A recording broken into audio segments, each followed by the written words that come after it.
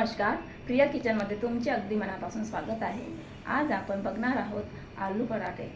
अगदी साध्या सोप्या पद्धतीने आलू पराठे बनवले आहेत। चला तर मग अधिक वेळ न घालवता आपण रेसिपीला सुरुवात करू। त्यासाठी मी इथे 4 आलू उकडायला ठेवले आहेत। आता आपले आलू उकडत आहेत तोपर्यंत आपण आलूच्या पराठ्यासाठी लागणार आहे थोडंसं वाटण तयार करून घेऊ। त्यासाठी मी इथे लसूण कड्या, मिरची, आलं आणि कोथिंबीर घेतली आहे। आता आपण याची मिक्सरमधून बारीक पेस्ट करून घेऊ। आता आपण आलू पराठ्यासाठी लागणारे पीठ मळून घेऊ। त्यासाठी मी ते थोडे मीठ घालून घेत आहे आणि थोडेसे तेल घालून घेत आहे। आता आपल्याला याची छान मऊसूत अशी कणिक मळून घ्यायची आहे। पराठ्यासाठी कणिक ही छान घट्टसर मळून घ्यायची आहे। अशा प्रकारे आपले मऊसूत कणिक इथे छान मळलेलं आहे। आपण यावर झाकण ठेवून याला 15 मिनिट ठेवून देणार आहोत।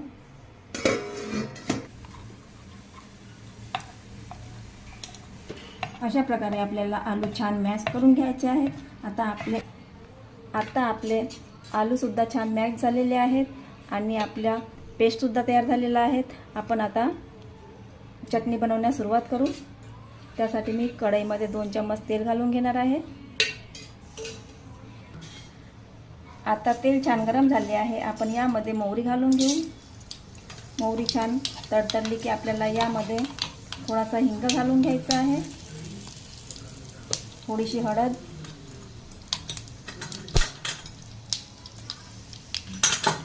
आणि थोडासा सूप आणि ओवा। यानंतर आपल्याला आलं, लसूण आणि मिरचीचा पेस्ट सुद्धा यामध्ये घालून घ्यायचा आहे। छान हलवून घ्यायचे आहे।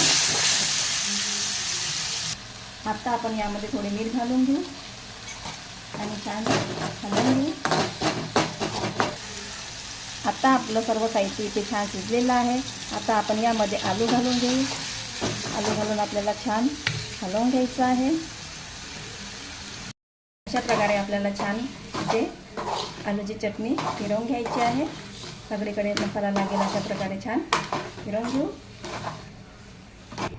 अशा प्रकारे आपली चटणी तयार झाली आहे। आपण यावर कोथिंबीर घालून घेऊ आणि छान हलवून घेऊ। आपले पीठ इथे छान मळलेलं आहे आणि आपले स्टफिंग सुद्धा इथे छान तयार झालेलं आहे। आता आपण आलू पराठा बनवण्यास सुरुवात करू। अशा प्रकारे आपल्याला पिठाचा गोळा घ्यायचा आहे आणि असं लाटून घ्यायचं आहे। पूर्ण पोळी लाटून घ्यायची आहे आपल्याला।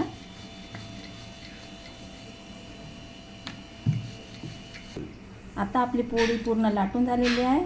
आता आपण या पोळीला अशा 2 भागामध्ये कापून घेणार आहोत। आता आपण यामध्ये आलूचं स्टफिंग भरून घेऊ।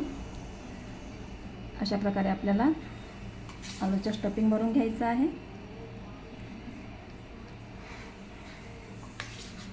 दोन्ही याच्यामध्ये भरून घेऊ।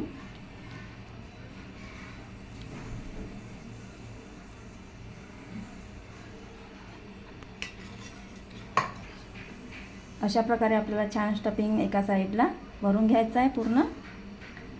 आणि आता हा जो आहे ना ते आपल्याला असं यावर चिपकवून घ्यायचं आहे छान अशा प्रकारे। याला पण आपण अशाच प्रकारे इथे चिपकवून घेऊ। आपण समोसा बनवतो ना त्याप्रमाणे आपल्याला हे भरून घ्यायचं आहे। अशा प्रकारे आपले दोन्ही पराठे इथे तयार झालेले आहेत। आता आपण याला तव्यावर भाजून घेऊ।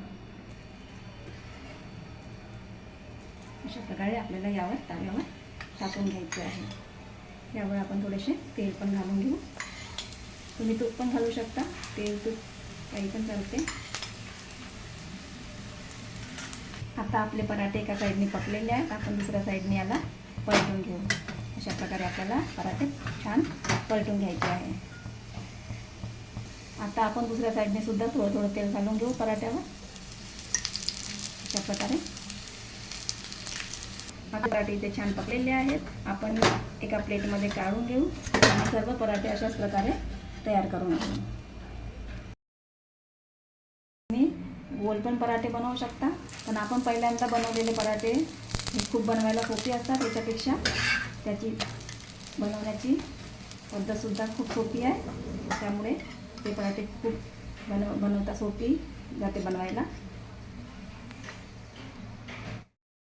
आता आपले सर्व पराठे इथे तयार झालेले आहेत.